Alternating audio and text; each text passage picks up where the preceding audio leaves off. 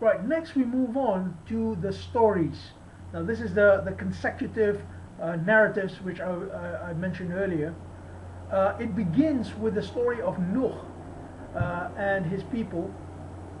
So since this is not the place for us to get into the details of these narratives, but we just would like to see the pattern in these narratives. And for example, the pattern for Nuh, he says, Ya qawmi, O my people, A'budullah, serve Allah, worship Allah, Ma lakum ilahun ghayruhu, you have no God but He. Then it says, Inni akhafu alaykum adhaban yawmin azim, I fear for you the punishment of a dreadful day. So here, this is something which is repeated by Hud. That's in see. So Hud in verse 65 to 72 talks to the Ad people. He says the same thing. Then you have in verse 73 to 79 Saleh and his people. They also say the same thing. Verse 80 to 84, the people of Lut, and this time focusing on fahsha aspect of Lut, also saying the same thing. Then from verse 85 to 93, it talks about the story of Shu'aib. Same pattern is being used. Shu'aib gives his people advice.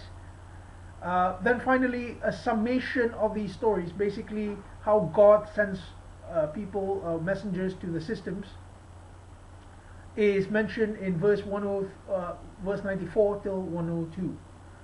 So here we have the consecutive narratives and its basic pattern, which is saying, A'budullah, serve Allah, Ma lakum ilahun ghayruhu, there is no God but He. So here we have to ask ourselves, why is this mentioned here? Perhaps if we go back to the beginning of the chapter, it talks about following what is being revealed. So perhaps essentially on a more basic level, what is being revealed will always center around these advices given by these personalities. Next, we move on to verse 103 to 170, which is a long 67 verse passage, and it talks about the story of Musa. From the time Musa confronts Fir'aun up to the point where Bani Israel are liberated from Misr or Egypt, as some people call it, then they inherit the kingdom, and then they lose that impulse which Musa helped implant in them. So this is all mentioned in this chapter, and the verses where Musa asks to see Allah, that's mentioned in this chapter. I think it's verse 146. So here we can see that this story has a significance back again to the opening theme of the chapter.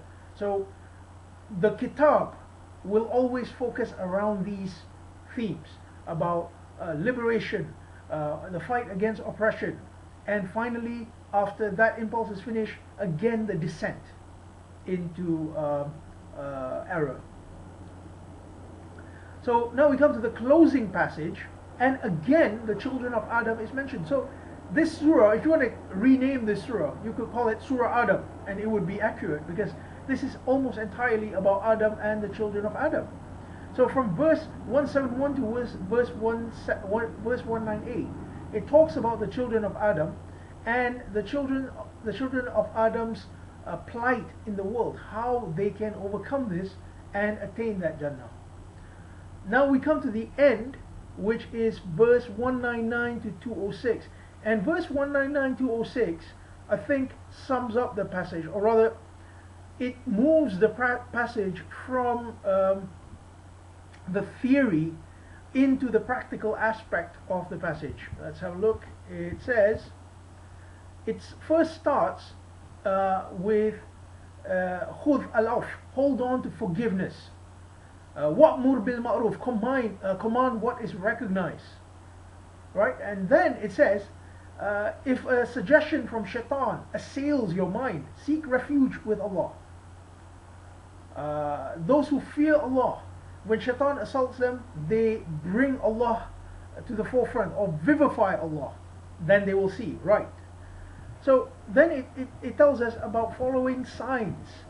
If you bring them a sign, they will say, why have you not got it together? Say.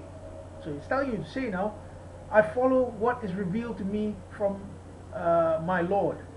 So this is a light, an insight from your Lord, a basair, no rabbikum. You see, and then it says, when the Quran is being recited, listen, so that you may attain mercy or rahm. And then, after listening to the Quran, it tells you, أذكر ربك في نفسك, vivify your Lord in your souls. Why? So you can remove the arrogance, and this is the final verse, remove the arrogance and be worshipful of God and do tasbih. Tasbih is to work in the way of Allah and to prostrate to Him.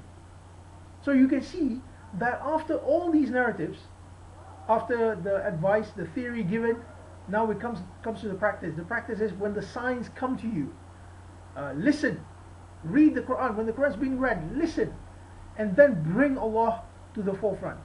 So Allah, this is the end goal of reading, it's to practice it, to bring Allah to the forefront. It's actually summarizing now what the point of the Quran is. So that brings us to the end of chapter 7. Again, I apologize for not being able to cover everything in detail, but I think that's going to come in time, inshallah. It definitely cannot happen in the Ramadan 2011 series. So we hope to see you tomorrow, where we will be doing chapter 8, 9. And I'm not calling it chapter 8 and chapter 9 for a reason. I shall expound on that tomorrow. Thank you very much for your viewership. Bye-bye.